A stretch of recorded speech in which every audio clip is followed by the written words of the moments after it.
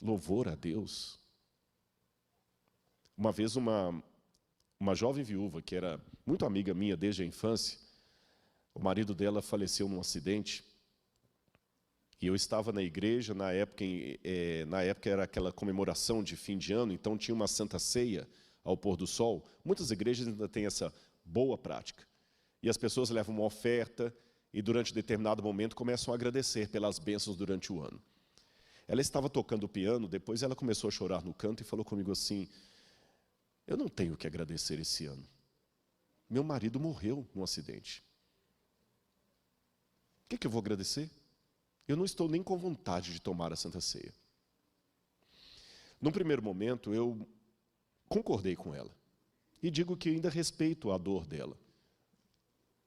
Mas depois de alguma reflexão, eu comecei a pensar: será que nós devemos dar louvores a Deus somente nos momentos bons da vida? Ou será que mesmo a situação ruim pode me mostrar o motivo pelo qual eu seja grato? Por exemplo, a pilha de roupas na minha máquina de lavar pode ser um problema, mas um problema que mostra que eu tenho roupas. Aquele som de uma música horrível pode ser um problema, mas um problema que me revela que eu tenho audição. Perceberam?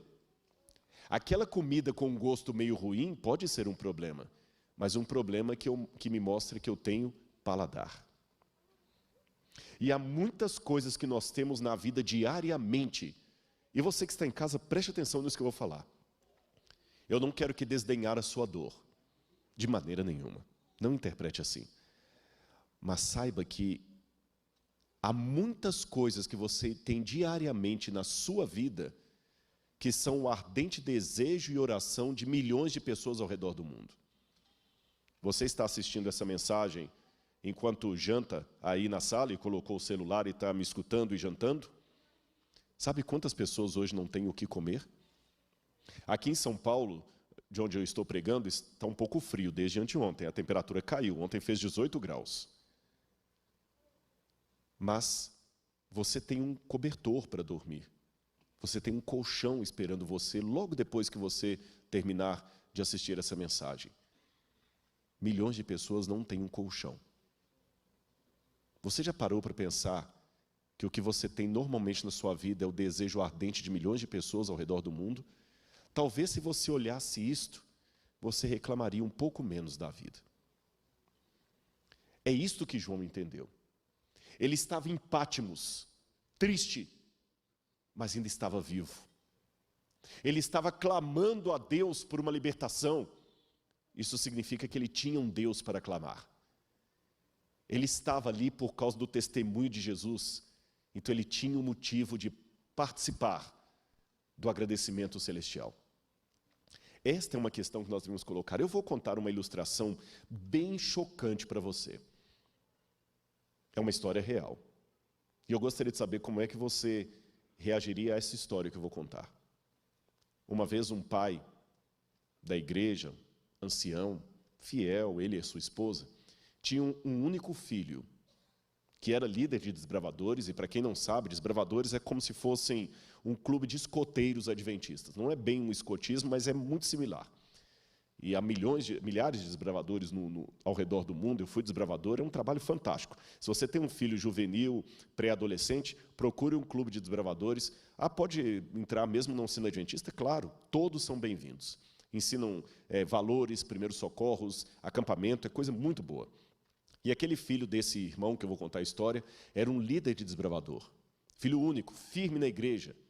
Estava namorando uma moça, pronto para casar, e de repente ele perdeu a vida por causa de um celular num assalto. Aquele irmão ficou arrasado. Poucos dias depois da morte do seu filho, num culto de quarta-feira na igreja, onde as pessoas levantam para fazer pedidos de oração e agradecimentos, aquele irmão levantou e falou: meus queridos que estão aqui, meus irmãos, e com a voz trêmula, que só um pai que perde o filho sabe fazer, ele disse: eu quero agradecer muito a Deus e louvar a Deus pela morte do meu filho. E algumas pessoas ficaram tão assustadas como alguns rostos que eu estou vendo aqui que até arregalaram os olhos. E ele, percebendo o desconforto diante do agradecimento que ele fez, tão inusitado, tão estranho, falou: eu sei que vocês estão assustados, mas eu quero agradecer a Deus pela morte do meu filho. Eu quero agradecer porque o meu filho nunca me deu trabalho. Eu nunca tive que buscar o meu filho numa sarjeta porque ele estava sob o efeito de drogas ou de álcool. Eu nunca tive alguém trazendo uma reclamação em minha casa porque o meu filho bateu em alguém ou fez violência contra alguém. A namorada do meu filho nunca teve que procurar a delegacia de mulheres porque sofreu uma violência doméstica vinda dele, uma violência contra a mulher, uma tentativa de feminicídio. Eu tive meu filho durante a vida dele, me dando muito prazer. Então eu agradeço a Deus pela vida que antecedeu a essa morte. E com relação à morte, eu agradeço porque meu filho foi o que tomou o tiro e não o que apertou o gatilho. Percebeu? Não é questão de masoquismo, mas é questão de mostrar para o diabo que pela ação do Espírito Santo em nossa vida e pela graça de Deus, mesmo em meio à dor, nós podemos unir o nosso cântico e o nosso louvor ao céu e louvar a Deus dizendo: Santo, Santo, Santo é o Senhor Deus Todo-Poderoso, aquele que é, que era e que há de vir, porque Jesus está voltando.